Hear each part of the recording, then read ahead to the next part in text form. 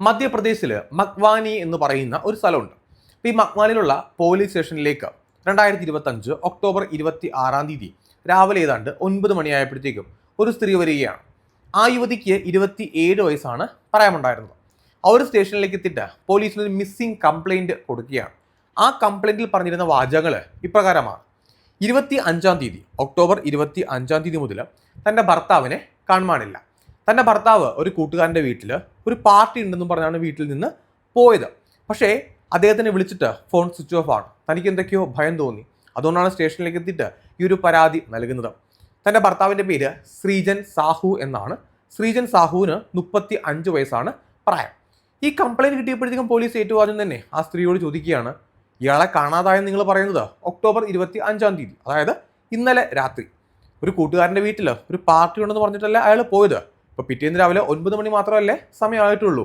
അപ്പോൾ പേടിക്കേണ്ട കാര്യമൊന്നുമില്ല. ഭർത്താവിൻ്റെ മൊബൈൽ ഫോൺ സ്വിച്ച് ഓഫ് ആയതായിരിക്കാം. ചിലപ്പോൾ അദ്ദേഹം അത്യാവശ്യമായിട്ട് എവിടെയെങ്കിലും പോയതായിരിക്കാം. തിരികെ വന്നോളും. നിങ്ങൾ വൈകുന്നേരം വരെ വെയിറ്റ് ചെയ്യൂ. ഇനി വന്നില്ല എന്നുണ്ടെങ്കിൽ ഞങ്ങളെ വിളിച്ച് ഇൻഫർമേഷൻ പാസ് ചെയ്യുമെന്ന് പറയുകയാണ്. അപ്പോൾ ആ സ്ത്രീ പറയുകയാണ്, ഞാനങ്ങനെ വെറുതെ ഇന്ന് രാവിലെ 9 മണി വരെ വെയിറ്റ് ചെയ്തിട്ട് പെട്ടെന്ന് സ്റ്റേഷനിലേക്ക് വന്നതല്ല. തൻ്റെ ഭർത്താവ് എവിടെ പോയാലും തന്നോടത് പറയാറുണ്ട്. ഇനി ലേറ്റ് ആയി കഴിഞ്ഞാൽ തീർച്ചയായിട്ടും എന്നെ വിളിച്ചത് അറിയിക്കാറുമുണ്ട്. ഇപ്പോൾ ഒരു കൂട്ടുകാരൻ്റെ വീട്ടിൽ പാർട്ടി ഉണ്ടെന്ന് പറഞ്ഞിരുന്നു. രാത്രി 10 മണിയാകുമ്പോഴത്തേക്കും തിരികെ വീട്ടിലേക്ക് വരുമെന്നും ഇൻ കേസ് ഞാൻ ലേറ്റായി കഴിഞ്ഞാൽ തീർച്ചയായിട്ടും വിളിച്ച് അറിയിക്കാമെന്ന് പറഞ്ഞതാണ്. പക്ഷേ മൊബൈൽ ഫോൺ സ്വിച്ച് ഓഫ് ആയിരുന്നു. 9 മണി മുതൽ ഞാൻ വിളിക്കുന്നുണ്ട്. ആ ഫോൺ രാത്രി മുഴുവൻ സ്വിച്ച് ഓഫ് ആണ്. മാത്രമല്ല ഇന്ന് രാവിലെ ആയിട്ടും ആ മൊബൈൽ ഫോൺ സ്വിച്ച് ഓൺ ആയിട്ടില്ല. സാധാരണ തൻ്റെ ഭർത്താവ് അങ്ങനെ ചെയ്യാറില്ല. ഏതാണ്ട് 3 വർഷമായി ഞങ്ങളുടെ വിവാഹം കഴിഞ്ഞിട്ട് ഒരിക്കൽ പോലും അങ്ങനെ മൊബൈൽ ഫോൺ സ്വിച്ച് ഓഫ് ആക്കി വെച്ചിട്ട് അദ്ദേഹം എവിടെയും പോയിട്ടില്ല. പിന്നെ എനിക്ക് ഭയം തോന്നാനായിട്ട് മറ്റൊരു കാര്യം കൂടി ഉണ്ട്. കൂട്ടുകാരൻ്റെ വീട്ടിൽ പാർട്ടി ഉണ്ടെന്ന് പറഞ്ഞാണ് പോയത്. വിളിച്ചിട്ട് കിട്ടാതായപ്പോഴത്തേക്കും അദ്ദേഹത്തിൻ്റെ ഏറ്റവും അടുത്ത എല്ലാ സുഹൃത്തുക്കളെയും ഞാൻ കോണ്ടാക്ട് ചെയ്തിട്ടുണ്ടായിരുന്നു. എല്ലാവരും പറയുന്നത് ശ്രീജൻ അവരുടെ വീട്ടിലേക്ക് വന്നിട്ടില്ല. മാത്രമല്ല ഒരു സുഹൃത്തിൻ്റെ വീട്ടിൽ പാർട്ടി ഉണ്ട് എന്നുള്ള കാര്യം ആർക്കും തന്നെ അറിയത്തുമില്ല. ആ ഒരു സംശയമാണ് എന്നെ ഈ സ്റ്റേഷനിലേക്ക് എത്തിച്ചത്. തൻ്റെ ഭർത്താവിന് എന്തെങ്കിലും സംഭവിച്ചു കാണുമെന്നൊരു പേടി തനിക്കുണ്ട് എന്ന് പറയുകയാണ്. കാരണം ഒരു സുഹൃത്തിൻ്റെ അടുത്തേക്കും അദ്ദേഹം എത്തിയിട്ടില്ല. ആർക്കും തന്നെ ഒരു പാർട്ടിയുള്ള കാര്യം അറിയത്തുമില്ല. പോലീസുകാർ പറഞ്ഞു, അങ്ങനെയാണെന്നുണ്ടെങ്കിൽ നിങ്ങൾക്ക് നിർബന്ധമാണെങ്കിൽ ഞങ്ങളുടെ കംപ്ലൈൻറ്റ് രജിസ്റ്റർ ചെയ്യാം, ഞങ്ങൾ അന്വേഷിക്കാമെന്ന് പറയുകയാണ്. അങ്ങനെ പോലീസ് ഈ ശ്രീജൻ്റെ ഡീറ്റെയിൽസ് ചോദിക്കുകയാണ്. അയാളുടെ ഏജ്, അയാളുടെ ഫോട്ടോ, അയാൾ അവസാനമായിട്ട് ഇട്ടിരുന്ന വസ്ത്രം എന്താണ്, അയാൾ എങ്ങനെയാണ് പോയത്, ഇതെല്ലാം തന്നെ പറയുകയാണ്. കാറിലാണ് അയാൾ വീട്ടിൽ നിന്ന് പോയതെന്നും അയാളുടെ മൊബൈൽ നമ്പർ എന്താണെന്നും അയാളുടെ വസ്ത്രം എന്താണെന്നും എല്ലാം തന്നെ ഈ ഭാര്യ പോലീസിനോട് പറഞ്ഞു കൊടുത്തു. പോലീസ് ഉദ്യോഗസ്ഥർ ഈ കംപ്ലൈൻറ്റ് രജിസ്റ്റർ ചെയ്തിട്ട്, മിസ്സിംഗ് കംപ്ലൈൻറ്റ് രജിസ്റ്റർ ചെയ്തിട്ട് ഏറ്റവും ആദ്യം ചെയ്തൊരു കാര്യമുണ്ടായിരുന്നു. അത് നോർമലി എല്ലാവരും ചെയ്യുന്നതാണ്. മറ്റ് സ്റ്റേഷനിലേക്ക് ഇതിൻ്റെ ഇൻഫർമേഷൻ പാസ് ചെയ്യും. ഇദ്ദേഹത്തിൻ്റെ പേര്, അദ്ദേഹത്തിൻ്റെ മൊബൈൽ നമ്പർ, എങ്ങനെയാണ് യാത്ര ചെയ്തിരുന്നത്, അവസാനം അദ്ദേഹം ധരിച്ച വസ്ത്രം എന്താണ്, ഇതെല്ലാം ഇൻഫർമേഷൻ ചെയ്യും.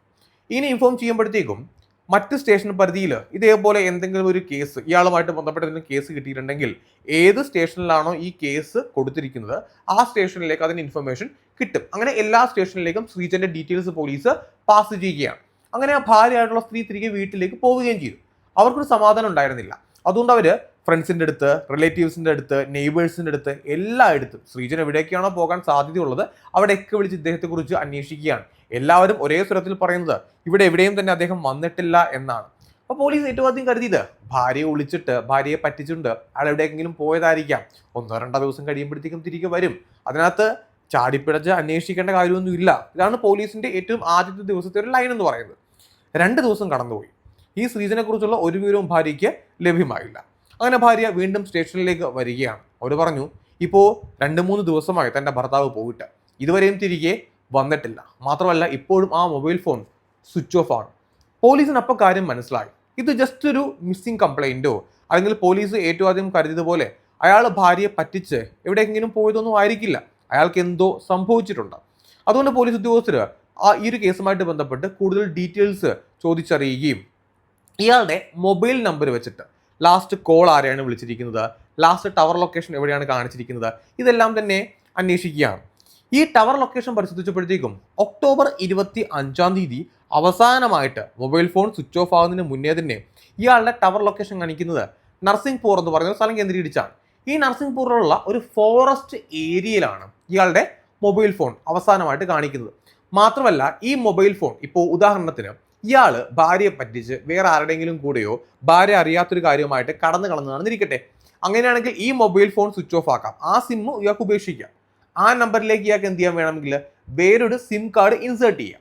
IMEI നമ്പർ ഉണ്ടെങ്കിൽ ആ സിം കാർഡ് ഇൻസേർട്ട് ചെയ്തിട്ടുണ്ടെങ്കിൽ ഇയാളുടെ ലൊക്കേഷൻ കണ്ടുപിടിക്കാനായിട്ട് സാധിക്കും.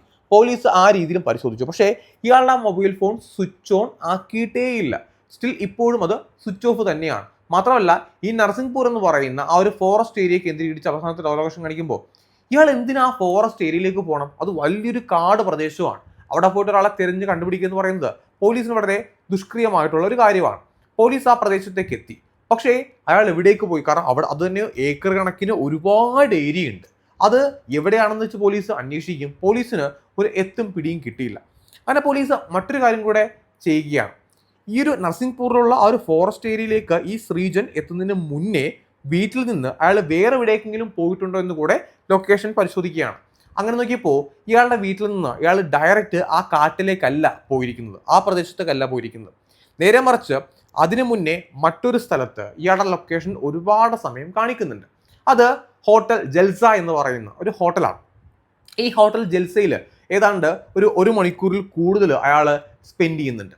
അപ്പോൾ കൂട്ടുകാരൻ്റെ പാർട്ടി എന്ന് പറഞ്ഞിട്ടല്ലേ പോയത്. ഭാര്യയോട് പറഞ്ഞത് വീട്ടിലാണ് പാർട്ടി എന്നാണ്. അപ്പോൾ ഈ ഹോട്ടലിലായിരിക്കുമോ പാർട്ടി എന്ന് പോലീസിനൊരു സംശയം തോന്നുകയാണ്. അങ്ങനെ പോലീസ് ഉദ്യോഗസ്ഥർ എന്ത് ചെയ്യുന്നു? ആ ഹോട്ടലിലേക്ക് പോവുകയാണ്. ഈ ജൽസ എന്ന് പറയുന്ന ആ ഹോട്ടലിൽ പോയിട്ട് അവർ ചോദിച്ചു, ഒക്ടോബർ 25 ഇവിടെ എന്തെങ്കിലും പാർട്ടി ഉണ്ടായിരുന്നോ? ഫ്രണ്ട്സിൻ്റെ പാർട്ടി എന്തെങ്കിലും നടത്തുന്നത് ഉണ്ടായിരുന്നോ എന്ന് ചോദിക്കുകയാണ്. അപ്പോൾ പറഞ്ഞു, ഇവിടെ അങ്ങനെ പാർട്ടി ഉണ്ടോ എന്ന് നമുക്കറിയില്ല. കാരണം ആൾക്കാർ വന്ന് റൂം എടുക്കാറുണ്ട്. ഈ റൂം എടുക്കുമ്പോഴത്തേക്കും അതൊരു കപ്പിൾ ഫ്രണ്ട്ലി ആയിട്ടുള്ളൊരു ഹോട്ടലാണ്. അതായത് കപ്പിൾസ് ആണെന്നുണ്ടെങ്കിൽ അവർക്ക് അവിടെ വിവാഹം കഴിച്ചിട്ടില്ലെങ്കിലും റൂമെല്ലാം കിട്ടും. മാത്രമല്ല, പരിചയമുള്ള ആൾക്കാരാണെന്നുണ്ടെങ്കിൽ ID കാർഡ് വാങ്ങിക്കാണ്ട് അവിടെയുള്ള ആൾക്കാർ റൂംസ് കൊടുക്കുകയും ചെയ്യും. അപ്പോൾ ഈ ശ്രീജനെ അവർക്ക് നന്നായിട്ട് അറിയാം. ശ്രീജൻ പലപ്പോഴായിട്ട് അവിടെ വന്ന് താമസിച്ചിട്ടുണ്ടെന്ന് അവിടുത്തെ ആൾക്കാർ പറയുകയാണ്. അതുകൊണ്ട് ശ്രീജനോടെ വന്നെങ്കിൽ തന്നെ ഞങ്ങളിപ്പോൾ ID കാർഡ് വാങ്ങിക്കാറില്ല എന്ന് പറയുകയാണ്, രജിസ്റ്ററിൽ എഴുതാറുമില്ല. അപ്പോൾ അവർക്ക് തോന്നി, അങ്ങനെയാണെങ്കിൽ ശ്രീജനോടെ വന്നിട്ടുണ്ടെങ്കിൽ കണ്ടുപിടിക്കാനായിട്ട് ഒറ്റ മാർഗം മാത്രമേ ഉള്ളൂ, അവിടുത്തെ CCTV ഫുട്ടേജ് പരിശോധിക്കുക, അല്ലാന്നുണ്ടെങ്കിൽ ഹോട്ടലിലെ ജീവനക്കാർ സത്യം പറയണം. അവർ വന്നിട്ടുണ്ടെന്ന് പറഞ്ഞു, പക്ഷേ കൂടുതൽ ഡീറ്റെയിൽസ് അറിയില്ല എന്ന് അവർ പറയുകയാണ്. അപ്പോൾ ഈ ശ്രീജൻ ഒറ്റയ്ക്കാണോ വന്നത്, അയാളുടെ കൂടെ വേറെ ആരെങ്കിലും ഉണ്ടോ എന്നൊക്കെ പോലീസ് പരിശോധിക്കണമെങ്കിൽ ഫുട്ടേജ് വേണം. അങ്ങനെ CCTV ഫുട്ടേജ് ഒക്ടോബർ 25 പരിശോധിക്കുകയാണ്. അങ്ങനെ പരിശോധിച്ചപ്പോഴത്തേക്കും ഇയാൾ ഹോട്ടലിലേക്ക് വരുന്നുണ്ട്, കാറിലാണ് വന്നത്. പിന്നീട് ഇയാൾ റെസ്റ്റോറൻറ്റ് ഏരിയയിലേക്കാണ് പോകുന്നത്. ഈ റെസ്റ്റോറൻറ്റ് ഏരിയയിലേക്ക് ഇയാൾ ഒറ്റയ്ക്കാണ് പോയത്. അവിടുത്തെ ഫുട്ടേജ് പരിശോധിച്ചപ്പോഴത്തേക്കും ഈ റെസ്റ്റോറൻറ്റ് ഏരിയയിൽ അയാളുടെ അടുത്തേക്ക് ഒരു സ്ത്രീ അവിടെ വരുന്നുണ്ട്. രണ്ടുപേരും കൂടെ കുറച്ച് സമയം സംസാരിക്കുന്നുണ്ട്. എന്താണ് സംസാരിച്ചതെന്ന് അറിയില്ല. അതിനുശേഷം രണ്ടുപേരും കൂടെ റൂമിലേക്ക് പോയിട്ടില്ല. ആ CCTV ഫുട്ടേജ് ഇല്ല. നേരെ മറിച്ച് കാറിലേക്ക് പോകുന്ന ഡീറ്റെയിൽസ് ആണ് ഉള്ളത്. പിന്നീട് CCTV ദൃശ്യങ്ങൾ കിട്ടാനും പോലീസിന് പ്രയാസമാണ്. കാരണം കാർ എവിടേക്കൂടെയൊക്കെയാണ് സഞ്ചരിക്കുന്നുള്ളത് അന്വേഷിച്ച് CCTV ഫുട്ടേജ് കണ്ടെത്തുമെന്ന് പറയുന്നത് പ്രയാസകരമായിട്ടുള്ളൊരു കാര്യമാണ്. അത് സാധിക്കും, പക്ഷെ അത് വളരെ താമസം എടുക്കുന്ന ഒരു കാലതാമസം എടുക്കുന്ന ഒരു പ്രൊസീജിയറാണ്. പോലീസിന് സംശയം തോന്നി. ഈ ശ്രീജൻ്റെ കൂടെ ഒരു ലേഡി അവിടെ വന്നിട്ടുണ്ട്, ഒരു സ്ത്രീ അവിടെ വന്നിട്ടുണ്ട്. മേ ബി ഈ ഫോൺ സ്വിച്ച് ഓഫ് ആണ്, അയാൾ നാട്ടിലില്ല. ആ സ്ത്രീയുമായിട്ട് ഇനി ശ്രീജൻ എവിടേക്കെങ്കിലും കടന്നു കളഞ്ഞതാണോ? അങ്ങനെയാണെങ്കിൽ തീർച്ചയായിട്ടും മൊബൈൽ ഫോൺ സ്വിച്ച് ഓഫ് ആക്കി വെക്കുമല്ലോ. ഓണാക്കേണ്ട ആവശ്യമൊന്നും അയാൾക്ക് ഇല്ല. അയാൾ അങ്ങനെ എന്തെങ്കിലും ഒരു കള്ളത്തരം കാണിച്ചിട്ടുണ്ടോ എന്ന് പോലീസിന് സംശയം തോന്നുകയാണ്. ഇത് മനസ്സിലാക്കണമെങ്കിൽ ആ സ്ത്രീ ആരാണെന്ന് അറിയണം. മാത്രമല്ല, എന്തിന് ആ ഫോറസ്റ്റ് ഏരിയയിലേക്ക് പോകണം? അത് വലിയൊരു പോലീസിന് ചോദ്യമായിരുന്നു. ഇപ്പോൾ ആ സ്ത്രീയും പുരുഷനും കൂടെ എവിടെയെങ്കിലും കടന്നു കളയാണെന്ന് വിചാരിക്കുക. ഇപ്പോൾ അവർക്ക് ഹോട്ടലിൽ റൂം എടുക്കാം. അവർക്കിപ്പോൾ ഒരു ലൈംഗിക ബന്ധമാണ് ഉദ്ദേശിക്കുന്നുണ്ടെങ്കിൽ തീർച്ചയായിട്ടും അവർക്ക് ഹോട്ടലിൽ റൂം എടുത്താൽ മതി. ആ ഫോറസ്റ്റ് ഏരിയയിലേക്ക് പോകേണ്ട ആവശ്യമൊന്നും ശ്രീജിന് ഇല്ല. അപ്പോൾ ഈ കേസിൽ പോലീസിന് സംശയം ഉണ്ടാകുന്ന കോംപ്ലിക്കേറ്റഡ് ആയിട്ടുള്ള ഒരുപാട് സന്ദർഭങ്ങൾ ഉണ്ടാകുന്നുണ്ട്. അപ്പോൾ ഈ സ്ത്രീയെ തിരിച്ചറിയണം, എങ്കിൽ മാത്രമേ കേസിന് അന്വേഷണം മുന്നോട്ട് പോവുകയുള്ളൂ. ഈ സ്ത്രീയെ കണ്ടെത്തണമെന്നുണ്ടെങ്കിൽ ശ്രീജൻ ഇപ്പോൾ ജീവിച്ചിരിപ്പില്ല. പിന്നെയുള്ള ശ്രീജൻ്റെ ഭാര്യയാണ്. അപ്പോൾ ശ്രീജൻ്റെ ഭാര്യയെടുത്ത് ഈ സ്ത്രീയെക്കുറിച്ച് അന്വേഷിക്കാമെന്ന് പോലീസ് ചിന്തിക്കുകയാണ്. അങ്ങനെ ശ്രീജൻ്റെ ഭാര്യയുടെ അടുത്തേക്ക് എത്തുകയാണ്. അപ്പോൾ ശ്രീജൻ്റെ ഭാര്യ പറഞ്ഞു, തൻ്റെ ഭർത്താവിന് അങ്ങനെ മോശപ്പെട്ട ബന്ധങ്ങളൊന്നുമില്ല. തൻ്റെ ഭർത്താവ് ഒരു ഹോട്ടൽ റൂമിലേക്ക് പോയി, തൻ്റെ അടുത്ത് കള്ളത്തരം പറഞ്ഞു, ഒരു സുഹൃത്തിനെ വീട്ടിൽ പോവുകയാണെന്ന് കള്ളത്തരം പറഞ്ഞിട്ട് ഒരു ഹോട്ടൽ റൂമിലേക്ക് പോയി. പക്ഷെ അവിടെ റൂമിൽ പോകുന്ന ദൃശ്യങ്ങളില്ല. റെസ്റ്റോറൻറ്റിൽ ഇരുന്ന് രണ്ടുപേരും കൂടെ സംസാരിക്കുകയാണ്, ഫുട്ടേജ് കാണുകയും ചെയ്തു. അപ്പോൾ അവർക്ക് അതിൻ്റെ ബുദ്ധിമുട്ടുണ്ട്. തൻ്റെ ഭർത്താവ് എന്തിനൊരു കള്ളത്തരം പറഞ്ഞൊരു ബുദ്ധിമുട്ട് ആ സ്ത്രീക്കുണ്ട്. എങ്കിൽ തന്നെയും ഭർത്താവിനെ വിശ്വസിച്ചുകൊണ്ട് അവർ ആ ഫുട്ടേജ് പരിശോധിച്ചു. അതിൽ ആ സ്ത്രീയുടെ മുഖമൊന്നും അത്ര വ്യക്തമല്ല, കൃത്യമായിട്ട് കണ്ടുപിടിക്കാനൊന്നും സാധിക്കില്ല. പരിചയമുള്ളൊരു സ്ത്രീയാണെങ്കിൽ നമുക്കൊരു സംശയം തോന്നും ഇന്നവരാണല്ലോ എന്നുള്ളത്. അല്ലാണ്ട് മുഖം നോക്കിയിട്ട് കണ്ടെത്തുക എന്ന് പറയുന്നത് ആ CCTV ഫുട്ടേജിൻ്റെ ക്ലാരിറ്റി അനുസരിച്ച് കുറച്ച് പ്രയാസമാണ്. അങ്ങനെ ആ ഭാര്യയായിട്ടുള്ള സ്ത്രീ പറയുകയാണ്, ഇത് എൻ്റെ റിലേറ്റീവ് ആയിട്ടുള്ള നിധിയാണ് എന്ന് പറയുകയാണ്. ഒരു സംശയമാണ്, 100% ഉറപ്പില്ല, എങ്കിൽ തന്നെയും നിധിയാണെന്ന് അവർ പറയുകയാണ്. ഈ നിധി എന്ന് പറയുന്നത് ശ്രീജന്റെ ഒരു കസിൻ ബ്രദറിന്റെ വൈഫാണ്. മാത്രമല്ല ഈ നിധി ശ്രീജന്റെ വൈഫിന്റെ കസിൻ കൂടെയാണ്. അപ്പോൾ രണ്ടുപേർക്കും നിധിയെ നന്നായിട്ട് അറിയാം. അപ്പോൾ ഈ നിധി എന്തിനും അവിടേക്ക് വരണം? ആ ഹോട്ടൽ റൂമിന്റെ അവിടേക്ക് നിധി എന്തിനു വരണം? മാത്രമല്ല ഈ നിധി ശ്രീജനുമായിട്ട് എന്താണ് ബന്ധം? അപ്പോൾ ഭാര്യ പറയുകയാണ്, ശ്രീജനും നിധിയുമായിട്ട് അങ്ങനെ ഒരു ബന്ധവും ഇല്ല. ഞങ്ങൾ രണ്ടുപേരും നന്നായിട്ട് അറിയാവുന്ന ആൾക്കാരാണ്. ഈ നിധി എന്ന് പറയുന്ന ആ പെൺകുട്ടി ഞങ്ങളുടെ വീട്ടിൽ വന്നിട്ട് പോലും താമസിച്ചിട്ടുണ്ട്. ഞങ്ങളുടെ റിലേറ്റീവാണ്, ഓൾറെഡി എൻ്റെ റിലേറ്റീവാണ്, ഇപ്പോൾ ശ്രീജന്റെയും റിലേറ്റീവാണ്. അങ്ങനെ ഒരിക്കലും അവർക്കിടയിൽ ഒരു മോശപ്പെട്ട ബന്ധമൊന്നും ഉണ്ടാകാനുള്ള ഒരു സാധ്യതയും ഇല്ല എന്ന് പോലീസിനോട് പറയുകയാണ്. പോലീസിന് അപ്പോൾ സംശയം ഒരുപാട് ബാക്കിയായിരുന്നു. ഏറ്റവും ആദ്യം അറിയേണ്ടത് ഈ നിധി അവളുടെ സ്വന്തം വീട്ടിൽ തന്നെ ഉണ്ടോ, അതോ വേറെ എവിടെയെങ്കിലും കടന്നു കളഞ്ഞോ, ശ്രീജനുമായിട്ട് എവിടെയെങ്കിലും പോയോ എന്നൊക്കെ അറിയണം. അങ്ങനെ ശ്രീജന്റെ കോൾ ഡീറ്റെയിൽസ് കൂടെ പോലീസ് പരിശോധിക്കുകയാണ്. പോലീസ് പരിശോധിച്ചപ്പോൾ ഈ നിധിയുമായിട്ട് ശ്രീജൻ ഒരുപാട് തവണ കോണ്ടാക്ട് ചെയ്തിട്ടുണ്ട്. 1-2 തവണയൊന്നുമല്ല, നിരവധി തവണ, ഏതാണ്ട് 1-2 വർഷക്കാലമായിട്ട് ആ കോണ്ടാക്ട് തുടർന്ന് പോകുന്നുണ്ട്. ഇത് ഭാര്യയോട് പറഞ്ഞില്ല. ഇനി നിധിയുടെ വീട്ടിൽ ചെന്നിട്ട് നിധിയെ ചോദ്യം ചെയ്യുന്നതിന്, നിധിയുടെ മൊഴി എടുക്കുന്നതിന് മുന്നേ തന്നെ നിധിയുടെ കുറച്ച് ഡീറ്റെയിൽസ് കൂടെ പോലീസിന് കളക്ട് ചെയ്യേണ്ടതായിട്ടുണ്ട്. ആദ്യം പോലീസ് ചെയ്തത് ഒക്ടോബർ 25 രാത്രി സമയത്ത് നിധി ആ ഹോട്ടലിന്റെ പരിസരത്തേക്ക് എത്തിയിട്ടുണ്ടോ ഇല്ലയോ എന്നുള്ളത് പരിശോധിക്കുക എന്നുള്ളതാണ്. കാരണം രണ്ടുപേരും തമ്മിൽ ഒരുപാട് കോണ്ടാക്ട് ഉള്ളത് പോലീസിന് മനസ്സിലായി. ശ്രീജന്റെ ഭാര്യയ്ക്കാണെന്നുണ്ടെങ്കിൽ അതിനെക്കുറിച്ച് അറിയത്തുമില്ല. അങ്ങനെ ഒക്ടോബർ 25 നിധിയുടെ ടവർ ലൊക്കേഷൻ പോലീസ് പരിശോധിച്ചു. ടവർ ലൊക്കേഷൻ പരിശോധിച്ചപ്പോഴത്തേക്കും ഈ ജൽസ എന്ന് പറയുന്ന ആ ഹോട്ടൽ കേന്ദ്രീകരിച്ച് രാത്രി സമയത്ത് നിധിയുടെ ടവർ ലൊക്കേഷൻ കാണിച്ചിട്ടുണ്ട്. അതിനർത്ഥം നിധിയും ശ്രീജനും ആ ഹോട്ടലിൽ ഏതാണ്ട് ഒരേ സമയത്ത് എത്തുകയും അവർ ഒരുപാട് സമയം അവിടെ ടൈം സ്പെൻഡ് ചെയ്തിട്ടുമുണ്ട്. ഇനി എന്തായാലും നിധിയെ പോയിട്ട് ചോദ്യം ചെയ്യാമെന്ന് പോലീസ് തീരുമാനിക്കുകയാണ്. അപ്പോൾ നിധിയുടെ ഭർത്താവിൻ്റെ വീട്ടിലാണ് അവരുള്ളത്. അവിടേക്ക് ചെല്ലുകയാണ്. അപ്പോൾ നിധിയെ പെട്ടെന്ന് ചോദ്യം ചെയ്യാനായിട്ട് അറസ്റ്റ് ചെയ്ത് കൊണ്ടുപോകുമെന്ന് പറയുന്നത് പ്രയാസകരമായിട്ടുള്ള ഒരു കാര്യമാണ്. അതുകൊണ്ട് പറയുകയാണ്, ഇപ്പോൾ ശ്രീജൻ എന്ന് പറയുന്നത് നിങ്ങളുടെ റിലേറ്റീവിനെ കാണാതായിട്ടുണ്ട്, അതുമായിട്ട് ബന്ധപ്പെട്ട് കുറച്ച് കാര്യങ്ങൾ നിങ്ങളുടെ ഫാമിലിയോട് ചോദിച്ചറിയണം. അങ്ങനെ ഫാമിലിയോട് മൊത്തത്തിൽ ചോദിക്കുകയാണ്. പിന്നീട് ഈ നിധിയാണല്ലോ പോലീസിന് വേണ്ടത്. അങ്ങനെ നിധിയോട് കുറച്ച് കാര്യങ്ങൾ ചോദിക്കണം. കാരണം നിധിയുടെ കസിനാണല്ലോ ശ്രീജന്റെ വൈഫ്. അപ്പോൾ രണ്ടുപേരെയും കൂടെ കുറച്ച് കാര്യങ്ങൾ ചോദിക്കാനുണ്ടെന്നൊക്കെ പറഞ്ഞ് തന്മയത്തിൽ പോലീസ് സംസാരിച്ചിട്ട് നിധിയെ ആ വീട്ടിൽ നിന്ന് കൂട്ടിക്കൊണ്ടു പോവുകയാണ്. പോലീസിനെ കണ്ട മാത്രയിൽ തന്നെ നിധി വല്ലാണ്ട് ഭയപ്പെട്ടിട്ടുണ്ടായിരുന്നു. മാത്രമല്ല നിധിയുടെ പെരുമാറ്റത്തിൽ പോലീസിന് ഒരുപാട് സംശയങ്ങൾ തോന്നുകയും ചെയ്തു. അപ്പോൾ നിധിയുടെ ഭർത്താവ് സ്റ്റേഷനിലേക്ക് അയക്കാനോ അല്ലെങ്കിൽ പോലീസ് കൂട്ടിക്കൊണ്ടു പോകാനോ ഒന്നും സമ്മതിച്ചിട്ടില്ല. കാരണം നിധി തെറ്റുകാരിയല്ല, നിധിനെ എന്ത് നിങ്ങൾ അറസ്റ്റ് ചെയ്യണം, കൊണ്ടുപോകണം എന്നൊക്കെയാണ് ചോദിക്കുന്നത്. അറസ്റ്റല്ല, കൂട്ടിക്കൊണ്ടു പോവുകയാണ്. ഒടുവിൽ പോലീസ് അയാളെ പറഞ്ഞ് മനസ്സിലാക്കിയിട്ട് നിധിയെ ആ വീട്ടിൽ നിന്ന് കൊണ്ടുപോവുകയാണ്. കാരണം ആ വീട്ടിൽ വെച്ച് ചോദ്യം ചെയ്ത് കഴിഞ്ഞാൽ നിധി പെട്ടെന്ന് സത്യങ്ങൾ പറയണമെന്ന് ഇല്ല. നേരെ മറിച്ച് സ്റ്റേഷനിലേക്ക് എത്തിയിട്ട് പോലീസിന്റെ ആ ഒരു ഭാഗത്താണ് നിധിയെ കിട്ടുന്നതെങ്കിൽ ഇതിലൂടെ ഈസി ആയിട്ട് ചോദ്യങ്ങൾ ചോദിക്കാനും ഉത്തരങ്ങൾ പറയിപ്പിക്കാനായിട്ട് സാധിക്കുകയും ചെയ്യും. അങ്ങനെ നിധിയോട് ചോദിച്ചു, ഒക്ടോബർ 25 നിധി രാത്രി സമയത്ത് എവിടെയായിരുന്നു? അപ്പോൾ നിധി പറയുകയാണ്, ഞാൻ എൻ്റെ വീട്ടിൽ തന്നെ ഉണ്ടായിരുന്നു, ഞാൻ എവിടേക്കും പോയിട്ടില്ല. അപ്പോൾ ഈ CCTV ദൃശ്യങ്ങളോ അല്ലാന്നുണ്ടെങ്കിൽ ടവർ ലൊക്കേഷനോ പോലീസ് ഒന്നും തന്നെ പറയുന്നില്ല. പോലീസ് വളരെ പെട്ടെന്ന് തന്നെ നിധിയുടെ ഭർത്താവിനെ കോൺടാക്ട് ചെയ്യുകയാണ്. നിധിയുടെ ഭർത്താവിനെ കോൺടാക്ട് ചെയ്തിട്ട് ചോദിച്ചു, ഒക്ടോബർ 25 നിധി എവിടെയായിരുന്നു എന്ന് ചോദിക്കുകയാണ്. അപ്പോൾ ആ ഭർത്താവ് പറയുകയാണ്, നിധി അന്നേ ദിവസം നിധിയുടെ വീട്ടിലേക്ക് പോകുന്നു എന്ന് പറഞ്ഞിട്ട് ഒരു ഉച്ച കഴിഞ്ഞപ്പോൾ തന്നെ വീട്ടിൽ നിന്ന് ഇറങ്ങിയിട്ടുണ്ടായിരുന്നു. സാധാരണ അവൾ അങ്ങനെ ഇടയ്ക്ക് സ്വന്തം വീട്ടിൽ പോയി നിൽക്കാറുണ്ട്. 1-2 ദിവസം കഴിയുമ്പോഴത്തേക്കും ആയിരിക്കും തിരികെ വീട്ടിലേക്ക് വരിക. അപ്പോൾ അപ്പം തന്നെ കള്ളത്തരമാണെന്ന് പോലീസിന് മനസ്സിലായി. കാരണം നിധി പറഞ്ഞത് താൻ തൻ്റെ ഭർത്താവിൻ്റെ വീട്ടിലുണ്ടായിരുന്നു, ഭർത്താവ് പറയുന്നു നിധി അവളുടെ സ്വന്തം വീട്ടിലേക്ക് പോകുന്നു എന്ന് പറഞ്ഞിട്ട് പോവുകയും ചെയ്തു. അപ്പോൾ നിധി പറയുകയാണ്, ഞാനത് മറന്നു പോയതാണ്, ഞാൻ എൻ്റെ സ്വന്തം വീട്ടിലേക്കാണ് പോയത്. അപ്പോൾ വീണ്ടും നിധി രണ്ടാമത്തെ കള്ളത്തരം പറയുകയാണ്. കാരണം പോലീസിൻ്റെ കയ്യിൽ ഓൾറെഡി നിധിയുടെ ഫൂട്ടേജ് ഉണ്ട്. ആ CCTV ഫൂട്ടേജ് കാണിക്കുകയാണ്. അപ്പോൾ നിധി പറഞ്ഞത് ഇത് കള്ളമാണ്, ഇത് ഞാനല്ല, നിങ്ങൾക്ക് തെറ്റിദ്ധാരണ ഉണ്ടായതാണ്, ഞാൻ എൻ്റെ വീട്ടിൽ തന്നെയായിരുന്നു, ഞാനായിട്ട് ഒരു ബന്ധവുമില്ല, അദ്ദേഹത്തിന് എനിക്കറിയാം, ശ്രീജൻ എനിക്കറിയാം, ഞങ്ങളുടെ റിലേറ്റീവ് ആണ്, അതിനപ്പുറത്തേക്ക് ബന്ധങ്ങളൊന്നും ഇല്ലെന്ന് പറയുകയാണ്. അപ്പോൾ പോലീസ് എന്ത് ചെയ്തു, ആ കോൾ ഡീറ്റെയിൽസ് എടുത്തങ്ങ് കാണിക്കുകയാണ്. അപ്പോൾ നിധിക്ക് മനസ്സിലായി, ഓരോ കള്ളത്തരങ്ങൾ പറയുമ്പോഴത്തേക്കും പോലീസ് എന്ത് ചെയ്യുന്നുണ്ടോ, ഓരോ തെളിവുകൾ നിധിയുടെ മുന്നിലേക്ക് വെക്കുന്നുണ്ട്. നിധി എന്ത് കള്ളത്തരം ഇനി പറഞ്ഞാലും അതെല്ലാം തന്നെ പോലീസ് കണ്ടെത്തുമെന്ന് അവർക്ക് ഉറപ്പായി. പോലീസ് ചോദിച്ചു, എന്താണ് നിങ്ങൾക്കിടയിലുള്ള ബന്ധം, എന്താണ് ശ്രീജന് സംഭവിച്ചിരിക്കുന്നത്, നീ അവനെ എന്താണ് ചെയ്തത്, ഇത്തരം കാര്യങ്ങൾ ചോദിക്കുകയാണ്. ഒടുവിൽ നിധിക്ക് മനസ്സിലായി, ഇനി സത്യങ്ങൾ പറയാതെ മറ്റ് മാർഗങ്ങൾ ഒന്നും തന്നെ ഇല്ല. പിന്നീട് അവർ പറഞ്ഞത് കേട്ടിട്ട് അക്ഷരാർത്ഥത്തിൽ പോലീസ് പോലും ഞെട്ടിപ്പോയി. ശ്രീജനെ ഞാൻ കൊലപ്പെടുത്തി, ഞാനല്ല, ഞങ്ങൾ കൊലപ്പെടുത്തി, ഞങ്ങൾ 3 പേര് ചേർന്നാണ് ശ്രീജനെ കൊലപ്പെടുത്തിയത്, അവൻ്റെ ശരീരം മറവ് ചെയ്യുകയും ചെയ്തു. പോലീസ് ഞെട്ടി. കാരണം ഇവരെ സംശയം മാത്രമേ ഉണ്ടായിരുന്നുള്ളൂ. ശ്രീജനെ ഇവരെന്തെങ്കിലും ചെയ്തിട്ടുണ്ടാവാം, ചിലപ്പോൾ എവിടെയെങ്കിലും വല്ല കയ്യോ കാലോ തല്ലുപിടിച്ച് എവിടെയെങ്കിലും കൊണ്ട് ഇട്ടിട്ടുണ്ടാവും എന്നൊക്കെയാണ് വിചാരിച്ചത്. കൊലപ്പെടുത്തി, അതൊരു സ്ത്രീ വന്നിട്ട് പറയുകയാണ് ഞാൻ കൊലപ്പെടുത്തി എന്ന് പറയുമ്പോഴത്തേക്കും പെട്ടെന്ന് ആർക്കാലും വിശ്വസിക്കാനായിട്ട് പറ്റില്ല. ഇവർ പറയുകയാണ് ഞാൻ ഒറ്റയ്ക്കല്ലല്ലോ ആ കൊലപാതകം ചെയ്തത്, എൻ്റെ കൂടെ 2 സുഹൃത്തുക്കളൂടെ ഉണ്ടായിരുന്നു. അതിൽ ഒന്ന് എൻ്റെ അടുത്ത സുഹൃത്താണ്. ആ സുഹൃത്തിൻ്റെ പേര് സഹീൽ എന്നാണ്. ഈ സഹീൽ നിധിയുടെ ബാല്യകാല സുഹൃത്താണ്. രണ്ടുപേരും ചെറുപ്പം മുതൽക്ക് തന്നെ ഒരുമിച്ച് പഠിച്ചിരുന്ന ആൾക്കാരാണ്. ഈ സഹീലിൻ്റെ ഒരു സുഹൃത്തുണ്ടായിരുന്നു, അവന് 17 വയസ്സാണ് പ്രായം. അവനെ വിളിച്ചത് സഹീലാണ്. ഇവർ 3 പേരും ചേർന്നാണ് ആ ഒരു കൊലപാതകം ചെയ്തത്. അങ്ങനെ പോലീസ് ഉദ്യോഗസ്ഥർ സഹീലിനെയും അറസ്റ്റ് ചെയ്യുകയാണ്. സഹീലിൻ്റെ കൂടെ ഉണ്ടായിരുന്ന കൂട്ടാളിയായിട്ടുള്ള 17-കാരനെയും അറസ്റ്റ് ചെയ്തു.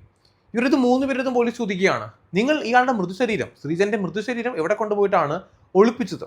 കാരണം പോലീസിന് ആ മൃതശരീരം ഇതുവരെ കിട്ടിയിട്ടില്ല, പ്രതികളെ മാത്രമല്ലേ കിട്ടിയിട്ടുള്ളൂ.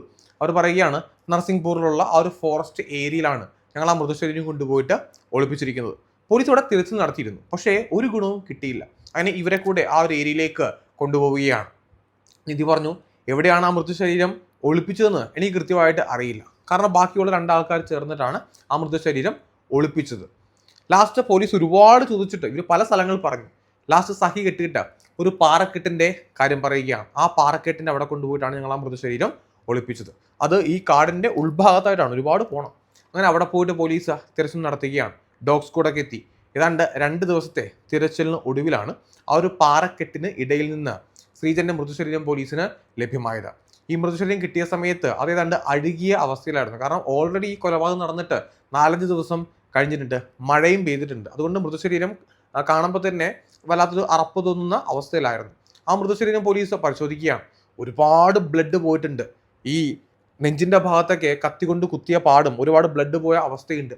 മുഖത്തൊക്കെ കല്ലുകൊണ്ട് കുത്തി ചതച്ചിട്ടുണ്ട്. മുഖം ആകപ്പാട് വികൃതമാണ്. ആളെ തിരിച്ചറിയാൻ പറ്റാത്തൊരവസ്ഥയാണ്. അതായത് ഈ കൊലപാതകം ചെയ്ത വ്യക്തികൾക്ക് നിർബന്ധം ഉണ്ടായിരുന്നു അയാൾ ഒരുപാട് ദേഹോപദ്രവം ചെയ്യണം, ക്രൂശിക്കണം. മാത്രമല്ല അയാളുടെ മുഖം പോലും തിരിച്ചറിയാൻ പാടില്ല എന്നുള്ള ഉദ്ദേശത്തിലാണ് ഉപദ്രവിച്ചിരിക്കുന്നതെന്ന് കാണുമ്പോൾ തന്നെ വളരെ വ്യക്തമായിട്ട് മനസ്സിലാക്കാൻ സാധിക്കുന്നുണ്ട്. അങ്ങനെ ആ മൃതശരീരം പോസ്റ്റ്മോർട്ടത്തിന് അയക്കുകയാണ്. പോസ്റ്റ്മോർട്ടം റിപ്പോർട്ട് പ്രകാരം ഈ ശ്രീജന്റെ നെഞ്ചിലും കരളിൻ്റെ ഭാഗത്തുമായിട്ട് 4 കുത്തിയിട്ടുണ്ട്. കത്തി കൊണ്ട് വളരെ ആഴത്തിൽ കുത്തിയ മുറിവാണ്. ഒരുപാട് രക്തം പോയിട്ടുണ്ട്. ഒരുപാട് രക്തം പോയിട്ടാണ് അയാൾ മരണപ്പെട്ടിരിക്കുന്നത്. മാത്രമല്ല അയാളുടെ മുഖത്ത് കല്ലുകൊണ്ട് കുത്തി ചതച്ചിട്ടുണ്ട്. ഒരുപാട് മുറിപ്പാടുകൾ കാണാൻ സാധിക്കുന്നുണ്ട്. ശരീരത്തിൽ ആകമാനം ഒരുപാട് മുറിപ്പാടുകളുണ്ട്. അയാളുടെ വസ്ത്രം ഉരിഞ്ഞ് മാറ്റിയിട്ടുണ്ടായിരുന്നു. ആ ഒരു അവസ്ഥയിലാണ് ആകെ മൊത്തം ഉണ്ടായിരുന്നത്. അങ്ങനെ പോസ്റ്റ്മോർട്ടം റിപ്പോർട്ട് പ്രകാരം പിന്നീട് DNA ടെസ്റ്റ് നടത്തുകയാണ്. കാരണം ഇയാളെ തിരിച്ചറിയണമല്ലോ. DNA ടെസ്റ്റ് നടത്തിയിട്ട് ഇത് ശ്രീജനാണെന്ന് പോലീസ് ഉറപ്പിക്കുകയാണ്. വീട്ടുകാരെ ഓൾറെഡി വിവരം അറിയിച്ചിട്ടുണ്ടായിരുന്നു. വീട്ടുകാർ ആ ശരീരം വന്ന് തിരിച്ചറിയുകയും ചെയ്തിട്ടുണ്ടായിരുന്നു. പിന്നീട് വീട്ടുകാർക്ക് സംസ്കാര ചടങ്ങിന് വേണ്ടിയിട്ട് വിട്ടുകൊടുക്കുകയാണ്. ആ സംസ്കാര ചടങ്ങ് എല്ലാം തന്നെ പൂർത്തിയാക്കി. പക്ഷേ ഇനിയും ചോദ്യങ്ങൾ ബാക്കിയാണ്. ഈ നിധി എന്തിനാണ് ശ്രീജനെ കൊലപ്പെടുത്തിയത്? നിധിയുടെ സഹായി എങ്ങനെയാണ് ഈ കേസിലേക്ക് വന്നത്? ഈ 17-കാരൻ ഈ കേസിൽ എങ്ങനെ ഇൻവോൾവ് ആയി? ഇത്രയും ക്രൂരമായ രീതിയിൽ കൊലപ്പെടുത്താനായിട്ട് എന്താണ് റീസൺ? ഇതെല്ലാം അറിയണമല്ലോ. അതിനുള്ള മറുപടികൾ ഈ 3 പേരെയും ഒരുമിച്ചിരുത്തി പോലീസ് ചോദ്യം ചെയ്തു. നിധി, സാഹിൽ, അതുപോലെ തന്നെ സുഹൃത്ത്, 3 പേരെയും സെപ്പറേറ്റ് ആയിട്ടും ചോദ്യം ചെയ്തു. ഒടുവിൽ പോലീസ് എത്തിയ ഒരു കൺക്ലൂഷൻ എന്ന് പറയുന്നത് ഇപ്രകാരമായിരുന്നു. ഈ നിധി എന്ന് പറയുന്ന ആ പെൺകുട്ടി, അവൾക്ക് ഇപ്പോൾ ഏതാണ്ട് 24 വയസ്സ് പ്രായമുണ്ട്. 2 വർഷം മുന്നേ ആണ് ഈ ശ്രീജനെ നിധി ഏറ്റവും ആദ്യമായിട്ട് കാണുന്നത്. നിധി കോളേജ് പഠനം പൂർത്തിയാക്കിയിട്ട് ഒരു ക്യാമ്പസ് ഇൻ്റർവ്യൂവിന് വേണ്ടിയിട്ട് ഈ ശ്രീജന്റെ വീടിൻ്റെ അടുത്തുള്ള ഇവരുടെ ഒരു കസിൻ്റെ വീട്ടിലേക്ക് വരികയാണ്. ശ്രീജന്റെ വീടിൻ്റെ അടുത്തായിട്ട് ഈ നിധിയുടെയും അതേപോലെ തന്നെ ശ്രീജന്റെ വൈഫിൻ്റെയൊക്കെ ഒരു കസിൻ ഉണ്ട്. ആ കസിൻ്റെ വീട്ടിലേക്ക് ഈ ക്യാമ്പസ് ഇൻ്റർവ്യൂവിന് വേണ്ടിയിട്ട് വരികയാണ്. ഏതാണ്ട് ഒരാഴ്ചക്കാലം ആ വീട്ടിൽ താമസിക്കാനായിട്ടാണ് നിധി അന്ന് വന്നിരുന്നത്. നിധി ആ വീട്ടിലേക്ക് എത്തിയ സമയത്ത് നിധിയുടെ കല്യാണം ഒന്നും തന്നെ കഴിഞ്ഞിട്ടില്ല. ശ്രീജനെ പരിചയപ്പെടുകയാണ്. നിധി ഏറ്റവും ആദ്യം ശ്രീജനെ പരിചയപ്പെടുന്ന സമയത്ത് ശ്രീജന്റെ വൈഫിൻ്റെ കസിൻ ആ രീതിയിലാണ് പരിചയപ്പെടുന്നത്.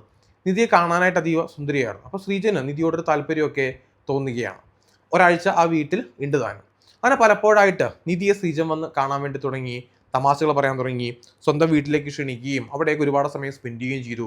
അങ്ങനെ 1-2 ദിവസം കടന്നു പോവുകയാണ്. അങ്ങനെ 2-3 ദിവസം കഴിഞ്ഞപ്പോൾ തന്നെ ഈ ശ്രീജൻ നിധിയെ പ്രപ്പോസ് ചെയ്യുകയാണ്. വിവാഹം കഴിക്കാൻ താല്പര്യമുണ്ടായിരുന്നു, നേരത്തെ പരിചയപ്പെട്ടിരുന്നെങ്കിൽ നമുക്ക് ഒരുമിച്ചൊരു ബന്ധത്തിന് തയ്യാറാണെന്നൊക്കെ ചോദിക്കുകയാണ്. നിധി അതിനെ എതിർത്തൊന്നുമില്ല. കാരണം ആ സമയത്ത് നിധി ഒരു അങ്ങനത്തെ ഒരു മൂഡിലായിരുന്നു. അതായത് അടിച്ചു പൊളിച്ച് നടക്കുക, ചില്ലായിട്ട് നടക്കുക, ആ ഒരു മൂഡിൽ മാത്രമായിരുന്നു. അപ്പോൾ ഒരു പ്രപ്പോസൽ വന്നപ്പോഴത്തേക്കും സത്യം പറഞ്ഞാൽ കസിൻ സിസ്റ്ററിൻ്റെ ഭർത്താവാണ്. പക്ഷെ അതിനെ എതിർക്കാനൊന്നും പോയില്ല. എതിർത്തില്ല എന്ന് മാത്രമല്ല അതിനെ ചെറിയ രീതിയിൽ പ്രോത്സാഹിപ്പിക്കുന്ന രീതിയിലേക്ക് കാര്യങ്ങൾ പോവുകയും ചെയ്തു. ഒരു ഫൺ മൂഡിൽ മാത്രമാണ് നിധി അതിനെ കണ്ടത്. അങ്ങനെ നിധി അതിന് ഓക്കെ പറയുകയാണ്. മൂന്നാം ദിവസം ചോദിക്കുന്നു, മൂന്നാം ദിവസം രാത്രി തന്നെ ഓക്കെ പറയുകയാണ്. അങ്ങനെ രണ്ടുപേരും ഫോൺ വിളിക്കാൻ തുടങ്ങി, സംസാരിക്കാൻ വേണ്ടി തുടങ്ങി. അങ്ങനെ ആ ബന്ധം വളരെ പെട്ടെന്ന് തന്നെ വളർന്ന് വലുതാവുകയാണ്. മെസ്സേജിങ്ങും എല്ലാം തന്നെ സ്റ്റാർട്ട് ചെയ്തിട്ടുണ്ടായിരുന്നു. പിറ്റേ ദിവസമായപ്പോഴത്തേക്കും ശ്രീജൻ്റെ ഭാര്യയ്ക്ക് അവർക്ക് പുറത്തു പോകേണ്ട ഒരാവശ്യം ഉണ്ടായിരുന്നു. അവർ രാവിലെ പോയിട്ട് വൈകിട്ടേ വരത്തുള്ളൂ എന്ന് ശ്രീജന് മനസ്സിലായി. ആ സമയത്ത് നിധിയെ വീട്ടിലേക്ക് വിളിക്കുകയാണ്. അങ്ങനെ നിധി വീട്ടിലേക്ക് എത്തി. രണ്ടുപേർക്കും ഇടയിൽ ലൈംഗിക ബന്ധമൊക്കെ ഉണ്ടാവുകയാണ്. അപ്പോൾ രണ്ടുപേരും ഒരു ടൈം പാസ് ആയിട്ടുള്ള റിലേഷൻഷിപ്പ് ആ രീതിയിൽ മാത്രമാണ് അതിനെ കണ്ടത്. സീരിയസ് റിലേഷൻഷിപ്പ് ഒന്നും ആയിരുന്നില്ല. പക്ഷേ പിന്നീട് രണ്ടുപേരും വീഡിയോ കോൾ ചെയ്യാൻ വേണ്ടി തുടങ്ങി, പുറത്ത് പോയി മീറ്റ് ചെയ്യാൻ വേണ്ടി തുടങ്ങി, പുറത്ത് റൂംസ് എടുക്കാൻ വേണ്ടി തുടങ്ങി. ആ ബന്ധം എല്ലാ രീതിയിലും വളർന്ന് വലുതായി എന്ന് വേണം പറയാനായിട്ട്. അങ്ങനെ രഹസ്യമായിട്ട് ഇരുവർക്കും ഇടയിലുള്ള ആ ഒരു ബന്ധം വളർന്ന് വലുതായി മുന്നോട്ട് പോവുകയായിരുന്നു. അങ്ങനെ ഇരിക്കെ ഈ ശ്രീജന്റെ ഒരു കസിൻ ബ്രദർ ഉണ്ട്. ആ കസിൻ ബ്രദറിന്റെ വിവാഹ ആലോചന വന്ന സമയത്ത് ഈ നിധിയാണ് വിവാഹം ആലോചിച്ചത്. അങ്ങനെ വിവാഹം നടക്കുകയും ചെയ്തു. ഈ വിവാഹം നടന്നപ്പോഴത്തേക്കും വീണ്ടും നിധി കല്യാണം കഴിച്ചെത്തുന്നത് ഈ ശ്രീജന്റെ വീടിന്റെ അടുത്ത് തന്നെയാണ്. അങ്ങനെ ഇരുവർക്കും ഇടയിലുള്ള ആ ബന്ധം വീണ്ടും തുടർന്നു പോവുകയാണ്. എല്ലാവരുടെയും മുന്നിൽ അവരൊരു സഹോദരനെയും സഹോദരിയും പോലെയാണ് പെരുമാറിയിരുന്നത്. പക്ഷേ ഇരുവർക്കും ഇടയിൽ മറ്റൊരു ബന്ധമാണ് ബാക്കിൽ നടന്നുകൊണ്ടിരുന്നത്. അങ്ങനെ ആ ബന്ധം എല്ലാ രീതിയിലും വളർന്ന് വലുതാവുകയും രഹസ്യമായിട്ട് മുന്നോട്ട് പോവുകയൊക്കെ ചെയ്തു. കുറച്ചു കാലം കഴിഞ്ഞപ്പോഴത്തേക്കും നിധിക്കൊരു തോട്ടുണ്ടാവുകയാണ്. തൻ്റെ ഭർത്താവ് ഈ ഒരു റിലേഷൻഷിപ്പുള്ള ആ വ്യക്തിയുമായിട്ട് വളരെ അടുപ്പത്തിലാണ്. അവർ ബ്രദേഴ്സാണ്. മാത്രമല്ല ഈ ശ്രീജൻ്റെ വൈഫ് തനിക്കൊരു സഹോദരിയാണ്. അപ്പോൾ ഈ ബന്ധം ഇനിയും തുറന്നു പോയി കഴിഞ്ഞാൽ അത് തനിക്കൊരു ബുദ്ധിമുട്ടാവോ, തൻ്റെ ഫാമിലി ലൈഫിനെ ബാധിക്കുമോ എന്നൊരു പേടി നിധിക്ക് വരികയാണ്. മാത്രമല്ല ഈ ശ്രീജനും നിധിയുമായിട്ട് അവരെപ്പോഴും പോകാറുള്ള ഹോട്ടൽ എന്ന് പറയുന്നത് ജൽസ എന്ന് പറയുന്ന ഹോട്ടലാണ്. ഈ ഹോട്ടലിൽ പോകുമ്പോഴത്തേക്കും ശ്രീജൻ വീഡിയോസ് ഒക്കെ എടുത്ത് വെക്കും. ഇരുവർക്കും ഇടയിലുള്ള ആ ഒരു കിടപ്പമുറി ദൃശ്യങ്ങളും എല്ലാം തന്നെ വീഡിയോയിൽ പകർത്താറുണ്ട്. വീഡിയോയിൽ പകർത്തുക മാത്രമല്ല ചെയ്യുക, ഈ നിധിയോട് ശ്രീജൻ വീഡിയോസ് എടുത്ത് അയച്ചു തരാൻ പറയുകയും ചെയ്യും. വീട്ടിലുള്ള സമയത്ത് ന്യൂഡായിട്ടുള്ള ഫോട്ടോസും വീഡിയോസും ഒക്കെ എടുത്ത് അയച്ചു തരാൻ ആവശ്യപ്പെടുകയും നിധി അത് അയച്ചു കൊടുക്കുകയും ചെയ്തിട്ടുണ്ട്. അപ്പോൾ നിധിക്ക് വല്ലാത്തൊരു ടെൻഷൻ ആവുകയാണ്. ഇതെല്ലാം നാളെ തനിക്കൊരു പ്രോബ്ലം ആകുമോ, അതുകൊണ്ട് ഈ റിലേഷൻഷിപ്പ് സ്റ്റോപ്പ് ചെയ്യാമെന്ന് നിധിയുടെ മനസ്സിലേക്ക് ഒരു ചിന്ത വരികയാണ്. അങ്ങനെ ഇവരൊരു ദിവസം ഈ ഒരു ഹോട്ടൽ ജൽസയുടെ അവിടേക്ക് എത്തിയ സമയത്ത് നിധി ഓപ്പണായിട്ട് പറയുകയാണ്, നമുക്കിനി ഈ ബന്ധം തുറന്നു പോകണ്ട. കാരണം എൻ്റെ വിവാഹമൊക്കെ കഴിഞ്ഞു, വിവാഹത്തിന് ശേഷം ആ ബന്ധം തുടർന്നിട്ടുണ്ടായിരുന്നു, പക്ഷേ ഇനി അത് സേഫ് ആയിരിക്കില്ല എന്ന് പറയുകയാണ്. പക്ഷെ ശ്രീജൻ അതിന് സമ്മതിച്ചില്ല.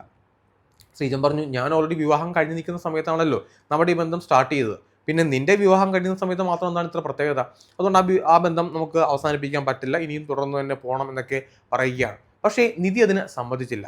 അപ്പോൾ തൊട്ട് ശ്രീജന്റെ ക്യാരക്ടറിൽ വലിയ മാറ്റങ്ങൾ സംഭവിച്ചു. ശ്രീജൻ പറയുകയാണ്, നിന്റെ വീഡിയോസും ഫോട്ടോസും എല്ലാം തന്നെ എൻ്റെ കയ്യിലുണ്ട്, ഞാനത് നാളെ നിന്റെ ഭർത്താവിനെയും നിന്റെ വീട്ടുകാരെയും കാണിക്കും, മാത്രമല്ല ഇൻ്റർനെറ്റിലൊക്കെ തന്നെ അത് പ്രദർശിപ്പിക്കുകയും ചെയ്യും. ഈ ഒരു ഭീഷണിയിലൂടെയാണ് പിന്നീട് ശ്രീജൻ മുന്നോട്ട് പോയത്. ശ്രീജൻ ഈ ഭീഷണി മുഴക്കുക മാത്രമല്ല ചെയ്തത്, ഈ നിധിയെ ആ ഹോട്ടൽ റൂമിലേക്ക് വിളിക്കുകയും ഫോഴ്സ്ഫുള്ളി ആയിട്ടുള്ള ഒരു റേപ്പിലേക്ക് കാര്യങ്ങൾ മാറുകയും ചെയ്തു. അത്രയും കാലം രണ്ടുപേരും മനസ്സാൽ സമ്മതിച്ച് ചെയ്തുകൊണ്ടിരുന്നൊരു ബന്ധമാണെങ്കിൽ പിന്നീട് ശ്രീജൻ നിധിയെ നിർബന്ധിപ്പിച്ച് ഒരു റേപ്പ് അറ്റംപ്റ്റിലൂടെ ആ ലൈംഗിക ബന്ധം നേടാനായിട്ട് തുടങ്ങി. നിധി പലതവണ വഴങ്ങി കൊടുക്കേണ്ട ഒരവസ്ഥയിലേക്ക് കാര്യങ്ങൾ മൂവ് ചെയ്യുകയും ചെയ്തു. പതിയെ പതിയെ നിധിക്ക് മനസ്സിലായി ശ്രീജൻ തന്നെ വിടില്ല, ഒരുപാട് ഉപദ്രവിക്കും, തനിക്കിത് സഹിച്ച് മുന്നോട്ട് പോകാനായിട്ട് പറ്റത്തുമില്ല, ഇന്നല്ലെങ്കിൽ നാളെ ഇത് അവസാനിക്കണം, മാത്രമല്ല തൻ്റെ ഫാമിലി അറിഞ്ഞു കഴിഞ്ഞാൽ അതിലൊരുപാട് പ്രശ്നങ്ങളിലേക്ക് പോവുകയും ചെയ്യും. നിധിക്കിത് പറയാനായിട്ട് ആരും തന്നെ ഉണ്ടായിരുന്നില്ല. അങ്ങനെ ഇരിക്കുകയാണ് നിധിയുടെ ആ ബാല്യകാല സുഹൃത്തായിട്ടുള്ള ചെറുപ്പം മുതൽ അറിയാവുന്ന സഹീലിനോട് ഈ കാര്യങ്ങൾ എല്ലാം തന്നെ പറയുന്നത്. സഹീൽ ഒരു മറുപടി മാത്രമേ നിധിയോട് തിരിച്ചു പറഞ്ഞുള്ളൂ, നീ അയാൾക്ക് വീണ്ടും വീണ്ടും വഴങ്ങി കൊടുക്കേണ്ടി വരും, ഒന്നെങ്കിൽ എന്ത് ചെയ്യണം, അയാൾ ആ ഫോട്ടോസും വീഡിയോസും എല്ലാം തന്നെ അയാളുടെ കയ്യിൽ നമ്മൾ നശിപ്പിച്ച് കളയണം, അയാൾ സ്വയം എന്നിട്ട് പിന്മാറുകയും വേണം, അല്ലാന്നുണ്ടെങ്കിൽ അയാളെ കൊലപ്പെടുത്തണം, അല്ലാന്നുണ്ടെങ്കിൽ അയാളുടെ കീഴിൽ നീ എന്നും അത് സമ്മതിച്ച് അയാൾക്ക് വഴങ്ങി കൊടുക്കേണ്ട സാഹചര്യങ്ങളിലേക്ക് പോവുകയും ചെയ്യും. ഇവർ ഒരുപാട് ആലോചിച്ചു, എന്നൊരു തീരുമാനത്തിലേക്ക് എത്തുകയാണ്, ശ്രീജനെ കൊലപ്പെടുത്തുക. മറ്റു മാർഗങ്ങളൊന്നും തന്നെ ഇവരുടെ മുമ്പിൽ ഉണ്ടായിരുന്നില്ല. കാരണം ഭീഷണിപ്പെടുത്തി റൂമിലേക്ക് വിളിച്ച് ലൈംഗികമായിട്ട് ഉപദ്രവിച്ചുകൊണ്ടേയിരിക്കുകയാണ്. ഇപ്പോൾ നിധിക്ക് ശ്രീജനോട് ഒരു താല്പര്യമില്ലാത്ത അവസ്ഥയിലേക്ക് കാര്യങ്ങൾ മാറുകയും ചെയ്തു. അപ്പോൾ സഹീൽ പറയുകയാണ്, ഇതെങ്ങനെ കൊലപ്പെടുത്തും, ഇത് കൊലപ്പെടുത്താനായിട്ട് പറയുമ്പോൾ ഈസിയാണ്, പക്ഷേ പോലീസ് പിടിക്കും, തെളിവുകൾ ഉണ്ടാവും, അപ്പോൾ ഇതെങ്ങനെ എക്സിക്യൂട്ട് ചെയ്യുന്നൊരു ചിന്തയിലേക്ക് ഇവർ വരികയാണ്. അങ്ങനെ ഇവർ ഒരുപാട് ക്രൈം സീരീസും ക്രൈം മൂവീസും രണ്ടുപേരും കാണാൻ വേണ്ടി തുടങ്ങി. അങ്ങനെ ഒരുപാട് മൂവീസ് കണ്ട് ഇവർ ചിന്തിക്കുകയാണ്, ദൂരെ എവിടെയെങ്കിലും ഒരു സ്ഥലത്ത് കൊണ്ടുപോയിട്ട് അവിടെ വെച്ച് കൊലപ്പെടുത്തുക, ഈ ശരീരം എന്ത് ചെയ്യാം, മറവ് ചെയ്യാം, ശരീരം പോലീസ് കണ്ടെത്തിയാൽ മാത്രമേ കേസന്വേഷണം തങ്ങളിലേക്ക് വരികയുള്ളൂ, ആ രീതിയിലേക്ക് കാര്യങ്ങൾ പറയുകയാണ്. അങ്ങനെ ഇവർ ചിന്തിച്ചു, ഒരാളുടെ സഹായം കൂടെ വേണം. കാരണം ഇവർക്ക് രണ്ടുപേർക്ക് മാത്രം ശ്രീജനെ പോലെ ബലവാനായിട്ടുള്ള ഒരാളെ കൊലപ്പെടുത്താനൊന്നും സാധിക്കില്ല. അതിന് തീർച്ചയായിട്ടും ഒരാളുടെ സഹായം വേണം. അങ്ങനെ പ്രായപൂർത്തിയാകാത്ത സഹീലിൻ്റെ ഒരു സുഹൃത്തിൻ്റെ സഹായം തേടുകയാണ്. അവന് 17 വയസ്സായിരുന്നു പ്രായം. അവന് 50,000 രൂപ കൊടുക്കാമെന്ന് പറഞ്ഞുകൊണ്ടാണ് അവനെ ഇതിന് സമ്മതിപ്പിച്ചത്. അവൻ ഒരുപാട് കടബാധ ഉണ്ടായിരുന്നു. അങ്ങനെയാണ് അവൻ 50,000 രൂപ തരാമെന്ന് പറഞ്ഞപ്പോഴത്തേക്കും അവൻ സമ്മതിക്കുകയും ചെയ്തത്. എന്നിട്ട് ഈ സഹീലും നിധിയും കൂടെ ഒരു പ്ലാൻ എക്സിക്യൂട്ട് ചെയ്യുകയാണ്. ഈ ശ്രീജനെ ഒരു ഒറ്റപ്പെട്ട ഫോറസ്റ്റിലേക്ക് കൊണ്ടുപോകണം. അതിന് ഈ ശ്രീജനോട് വീണ്ടും സൗഹൃദത്തിൽ പെരുമാറിയാൽ മാത്രമേ അയാൾ വരികയുള്ളൂ. ഈ കൊലപാതകം ചെയ്യാനായിട്ട് അവർ ഓൺലൈനിൽ നിന്ന് 2 കത്തി ഓർഡർ ചെയ്ത് അത് കയ്യിൽ വെക്കുകയും ചെയ്തു. അങ്ങനെ ഈ ശ്രീജനെ നിധി കോൺടാക്ട് ചെയ്യുകയാണ്. നമുക്ക് പ്രശ്നങ്ങളൊന്നും വേണ്ട, ഇനിയും ആ ബന്ധം പഴയ പോലെ തന്നെ തുടർന്ന് പോകാം, എനിക്ക് പ്രശ്നങ്ങളൊന്നും ഇല്ല എന്നൊക്കെ പറയുകയാണ്. ശ്രീജൻ അതിന് സമ്മതം മൂളുകയും ചെയ്തു. അങ്ങനെ ജൽസ എന്ന് പറയുന്ന ആ ഹോട്ടലിലേക്ക് വീണ്ടും ഇവർ വരികയാണ് ഒക്ടോബർ 25-ാം തീയതി രാത്രി സമയത്ത്. അപ്പോൾ ശ്രീജൻ ഭാര്യയോട് ഒരു കള്ളത്തരം പറഞ്ഞിട്ടാണ് വന്നത്, ഒരു പാർട്ടിയിൽ നിന്നൊക്കെ പറഞ്ഞിട്ടാണ് വന്നത്. അപ്പോൾ അന്ന് ജസ്റ്റ് സംസാരിക്കാം, കാണാമെന്നൊക്കെയാണ് ഇവർ പറഞ്ഞിരുന്നത്. അപ്പോൾ ശ്രീജൻ പറഞ്ഞു നമുക്ക് റൂമിലേക്ക് പോകാമെന്നൊക്കെ ശ്രീജൻ പറയുകയും ചെയ്തു. അങ്ങനെ ഒരു റെസ്റ്റോറൻറ്റിലേക്ക് വന്നിരുന്ന് ആദ്യം സംസാരിക്കുകയാണ്. അപ്പോൾ ശ്രീജൻ റൂമിലേക്ക് പോകാമെന്ന് പറഞ്ഞപ്പോഴത്തേക്കും നിധി പറയുകയാണ് നമുക്കൊരു ഇപ്പോൾ അതായത് നമുക്ക് ഇടയിൽ കുറച്ച് നാൾ പ്രശ്നങ്ങളൊക്കെ ഉണ്ടായിരുന്നതല്ലേ, അതുകൊണ്ടൊരു ഡ്രൈവിന് പോയിട്ട് തിരികെ നമുക്ക് റൂമിലേക്ക് വരാമെന്ന് പറയുകയാണ്. ശ്രീജൻ അതിന് സമ്മതം മൂളുകയും ചെയ്തു. അങ്ങനെ രണ്ടുപേരും കൂടെ ശ്രീജനെ വണ്ടിയിൽ പുറത്തേക്ക് പോവുകയാണ്. ഈ പുറത്തേക്ക് പോകുന്ന സമയത്ത് ഇവർ ഒരു വഴി എത്തിയപ്പോഴത്തേക്കും പെട്ടെന്ന് നിധി വണ്ടി നിർത്താനായിട്ട് പറയുകയാണ്. അങ്ങനെ വണ്ടി നിർത്തി. അപ്പോൾ നിധി പറഞ്ഞു എൻ്റെ 2 സുഹൃത്തുക്കളാണ് നിൽക്കുന്നതെന്ന് പറയുകയാണ്. അങ്ങനെ ആ സുഹൃത്തുക്കളുടെ അടുത്തേക്ക് വണ്ടി കൊണ്ട് നിർത്തുകയും സംസാരിക്കുകയും ചെയ്തു. ആ സുഹൃത്തുക്കൾ മറ്റാരുമായിരുന്നില്ല, അത് സഹീലിൻ്റെ 17 വയസ്സുള്ള കൂട്ടുകാരനുമായിരുന്നു. അപ്പോൾ ഇത് ഇവർ ഓൾറെഡി പ്ലാൻ ചെയ്ത ഒരു പരിപാടിയാണ്. അങ്ങനെ നിധി ചോദിച്ചു നിങ്ങൾ എന്താണ് ഈ സമയത്ത് ഇവിടെ നിൽക്കുന്നത്, രാത്രി എന്താണ് ഇവിടെ നിൽക്കുന്നതെന്ന് ചോദിക്കുകയാണ്. അപ്പോൾ സഹീലും ആ കൂട്ടുകാരും കൂടെ പറയുകയാണ് ഞങ്ങൾ ഹോസ്റ്റലിൽ നിന്ന് ഇങ്ങോട്ട് വന്നതാണ്, ഞങ്ങളുടെ വണ്ടി കംപ്ലൈൻ്റ് ആയി, അപ്പോൾ തിരികെ ഹോസ്റ്റലിലേക്ക് കുറച്ച് ദൂരമുണ്ട്, അവിടെയൊക്കെ പോകാനായിട്ട് ഒരു വണ്ടി കിട്ടുമെന്ന് വെയിറ്റ് ചെയ്ത് ഇങ്ങനെ നിൽക്കുകയാണെന്ന് പറയുകയാണ്. നിധി പെട്ടെന്ന് പറഞ്ഞു അങ്ങനെയാണെങ്കിൽ നിങ്ങൾ വണ്ടി കയറിക്കോ, ഞങ്ങളെ കൊണ്ടാക്കി തരാമെന്ന് പറയുകയാണ്. ശ്രീജന് അതിനോടൊരു താല്പര്യം ഉണ്ടായിരുന്നില്ല. കാരണം ശ്രീജന് ഉദ്ദേശിച്ചിട്ടുള്ള മനസ്സിലുള്ള ഉദ്ദേശം എന്ന് പറയുന്നത് വേറെയാണ്. പക്ഷെ നിധി എന്തായാലും പറഞ്ഞും പോയി അത് ഉപേക്ഷിക്കാൻ പറ്റത്തില്ല. അങ്ങനെ അവർ ഡ്രോപ്പ് ചെയ്യാമെന്ന് പറയുകയാണ്. അവർ വണ്ടി കയറി. അവരുടെ പ്ലാൻ അനുസരിച്ച് 4 പേരും ഒരു വണ്ടിയിൽ ആവുകയും ചെയ്തു. അങ്ങനെ റൂട്ട് പറഞ്ഞു കൊടുക്കുകയാണ്. ഇത് ഈ നർസിംഗ്പൂറിലുള്ള ആ ഒരു ഫോറസ്റ്റ് ഏരിയയിലേക്കാണ് ഈ വണ്ടി നേരെ പോയത്. അപ്പോൾ ഈ ശ്രീജന് സംശയം ഉണ്ടായിരുന്നു എന്തിനാണ് നമ്മൾ ഇവിടേക്ക് വരുന്നത്. അവർ പറഞ്ഞു ഇതുവഴി ഒരു ഷോർട്ട് കട്ട് ഉണ്ട്, വളരെ പെട്ടെന്ന് തന്നെ നമുക്ക് ആ ഒരു ഹോസ്റ്റലിലേക്ക് ഞങ്ങളുടെ ഹോസ്റ്റലിലേക്ക് എത്താൻ സാധിക്കുകയും ചെയ്യും. അങ്ങനെ കാടിനകത്തേക്ക് വണ്ടി പ്രവേശിക്കുകയാണ്. ഈ കാടിനകത്ത് കയറി അല്പസമയം കഴിഞ്ഞപ്പോഴത്തേക്കും വണ്ടി നിർത്താനായിട്ട് ആവശ്യപ്പെടുകയാണ്. അങ്ങനെ ശ്രീജൻ വണ്ടി നിർത്തിയിട്ട് ശ്രീജൻ്റെ അടുത്തൊരു കാര്യം പറയാനുണ്ടെന്ന് പറഞ്ഞിട്ട് പുറത്തേക്ക് വിളിക്കുകയാണ്. ആ സമയത്ത് നിധി കാറിനകത്ത് തന്നെയാണ് നിന്നത്. ശ്രീജനെ പുറത്തെത്തിച്ചിട്ട് രണ്ടുപേരും കൂടെ ശ്രീജനെ തല്ലുകയാണ്, ഉപദ്രവിക്കുകയാണ്. ഒരുപാട് തല്ലി അവശനാക്കി. എന്നിട്ട് ആ കത്തി എടുത്തിട്ട് നെഞ്ചിൽ കുത്തിയിറക്കുകയാണ്. നെഞ്ചിൽ കുത്തിയിറക്കുന്നതിന് മുന്നേ തന്നെ ശ്രീജൻ്റെ മൊബൈൽ ഫോൺ എടുത്ത് ആ മൊബൈൽ ഫോൺ ഇവരെ നശിപ്പിച്ച് കളയുകയും ചെയ്തു. നിധിയും കൂടെ ഈ കൊലപാതകത്തിൽ ഭാഗമായിരുന്നു. അങ്ങനെ 3 പേരും കൂടെ കുത്തി കൊലപ്പെടുത്തുകയാണ്. എന്നിട്ട് മുഖം തിരിച്ചറിയാതിരിക്കാൻ വേണ്ടിയിട്ട് ഒരു പാറക്കല്ലെടുത്ത് ശക്തമായിട്ട് മുഖത്ത് ഒരുപാട് തവണ അടിക്കുകയാണ്. എന്നിട്ട് ഇവർ ചെയ്തൊരു കാര്യം ഉണ്ടായിരുന്നു, ഈ ഡെഡ് ബോഡി വീണ്ടും കാറിൽ കയറ്റിയിട്ട് ഈ ഫോറസ്റ്റിൻ്റെ മാക്സിമം ഉള്ളിലേക്ക് പോയിട്ട് ആ ഒരു പാറക്കെട്ടിൻ്റെ ഇടയിൽ കൊണ്ടുപോയിട്ട് ശരീരം ഉപേക്ഷിക്കുകയാണ്. എന്നിട്ട് ഈ കാറ് അവർ വീണ്ടും തിരിച്ചു വന്നിട്ട് ഇവരുടെ ആ ഒരു കാടിൽ നിന്ന് മാറിയിട്ട് വേറൊരു സ്ഥലത്തേക്ക് എത്തുകയാണ്. എന്നിട്ട് ഈ സഹീലിൻ്റെ ഒരു കൂട്ടുകാരനുണ്ടല്ലോ 17കാരൻ, അവൻ്റെ കയ്യിൽ ഈ കാറ് കൊടുത്തു വിടുകയാണ്. എന്നിട്ട് ഈ കാറ് അവൻ വളരെ ദൂരത്തുള്ള സ്ഥലത്ത് കൊണ്ടുപോയിട്ട് ആ കാറ് നശിപ്പിച്ച് കളയുകയും ചെയ്തു. മൊബൈൽ ഓൾറെഡി തന്നെ നശിപ്പിച്ചിട്ടുണ്ടായിരുന്നു. എന്നിട്ട് അവൻ തിരികെ അവൻ്റെ വീട്ടിലേക്ക് വരികയും ചെയ്തു. അവന് പറഞ്ഞിരുന്ന 50,000 രൂപ ഇവർ കൊടുക്കുകയും ചെയ്തു. ഈ രീതിയിലാണ് അവർ ആ കൊലപാതകം നടത്തിയത്. അവൻ മൊബൈൽ ഫോൺ നശിപ്പിച്ചു, ആ വീഡിയോസ് നശിപ്പിച്ചു, ശ്രീജനെ ഇല്ലാണ്ടാക്കുകയും ചെയ്തു. ഒന്നും അറിയാത്തതുപോലെ ഇവർ ബിഹേവ് ചെയ്യുകയും ചെയ്തു. ഇവർക്ക് ഓൾറെഡി ഒരു പ്ലാൻ ഉണ്ടായിരുന്നു. പോലീസ് പിടിച്ചാൽ തന്നെയും ഈ മൃതശരീരം കണ്ടെത്തിയാൽ മാത്രമേ ഇവർക്കെതിരായിട്ടുള്ള തെളിവുകൾ ശേഖരിക്കാനായിട്ട് സാധിക്കത്തുള്ളൂ. ഇവർക്ക് ഓൾറെഡി ഈ മൂവീസും ഇവർ മനസ്സിലാക്കിയ കാര്യങ്ങളുടെ അടിസ്ഥാനത്തിൽ ഇവർക്കത് അറിയാം. പക്ഷേ പോലീസ് ചോദ്യം ചെയ്തപ്പോഴത്തേക്കും ഇവർ പേടിച്ച് സത്യങ്ങൾ എല്ലാം തന്നെ പറയുകയായിരുന്നു. അങ്ങനെ കൃത്യമായിട്ടുള്ള എല്ലാ എവിഡൻസോടും കൂടി തന്നെ പോലീസ് 3 പേരെയും അറസ്റ്റ് ചെയ്തു. ഇവർ കൊലപാതകത്തിന് ഉപയോഗിച്ച ആ കത്തി ആ കാട്ടിൽ തന്നെ ഇവർ വലിച്ചെറിഞ്ഞ് കളയുകയായിരുന്നു. ഒരുപാട് തിരച്ചിലിൻ്റെ ഫലമായിട്ട് ആ കത്തിയും പോലീസിന് ലഭ്യമായി എന്നുള്ളതാണ്. അങ്ങനെ ഇവർ 3 പേരും ഇപ്പോഴും ജയിലിൽ തന്നെ കഴിയുകയാണ്. ഇവർക്ക് ഇതുവരെയും ശിക്ഷ ഒന്നും തന്നെ നൽകിയിട്ടില്ല. കാരണം കേസ് ഇപ്പോഴും മുന്നോട്ട് പോകുന്നേ ഉള്ളൂ. ഈ കേസ് പരിശോധിച്ച് കഴിഞ്ഞാൽ നമുക്കൊരു കാര്യം വളരെ വ്യക്തമായിട്ട് മനസ്സിലാക്കാൻ സാധിക്കും. ഇവിടെ നിധി എന്ന് പറയുന്ന ആ ലേഡി അവർ തെറ്റുകാരിയാണ്, അവർ ക്രൈം ചെയ്ത സ്ത്രീയാണ്. അവരുടെ 2 കൂട്ടാളികളും തീർച്ചയായിട്ടും ശിക്ഷിക്കപ്പെടേണ്ട ആൾക്കാർ തന്നെയാണ്. പക്ഷെ ഇവിടെ കൊല്ലപ്പെട്ട ശ്രീജൻ എന്ന് പറയുന്ന വ്യക്തി അയാൾക്കൊരു ഇല്ലീഗൽ റിലേഷൻഷിപ്പ് ഉണ്ടായിരുന്നു. ആ റിലേഷൻഷിപ്പ് അയാൾക്ക് വേണമെങ്കിൽ തുടരാതിരിക്കാം. പക്ഷേ അയാൾ ഒരു സ്ത്രീയെ അവരുടെ നഗ്നമായിട്ടുള്ള ഫോട്ടോസും വീഡിയോസും വെച്ചുകൊണ്ട് ബ്ലാക്ക് മെയിൽ ചെയ്ത് ഒരു സെക്സിന് വേണ്ടിയിട്ട് ഫോഴ്സ് ചെയ്യുക, അത് ആവശ്യപ്പെടുക, അതിൻ്റെ പേരിൽ നിരന്തരമായിട്ട് അവരെ ആക്രമിക്കുക, ബുദ്ധിമുട്ടിപ്പിക്കുക എന്നൊക്കെ പറയുമ്പോഴത്തേക്കും അത് വലിയ ഒരു ക്രൈം കൂടെയാണ്. അതുകൊണ്ട് ഇവിടെ ശ്രീജനെ നമുക്ക് ഒരിക്കലും ന്യായീകരിക്കാനായിട്ട് സാധിക്കത്തില്ല. പക്ഷേ ഒരിക്കലും ഒരു കൊലപാതകം എന്ന് പറഞ്ഞ കാര്യത്തിൽ നമുക്ക് ഒരു രീതിയിൽ പ്രോത്സാഹിപ്പിക്കാനായിട്ട് പറ്റത്തുമില്ല. നിങ്ങളുടെ അഭിപ്രായങ്ങൾ തീർച്ചയായിട്ടും കമന്റ് ബോക്സിലേക്ക് കമന്റ് ചെയ്തേക്കുക. മറ്റൊരു വീഡിയോ ആയിട്ട് വീണ്ടും കാണാം. This is me Sijo John. See U.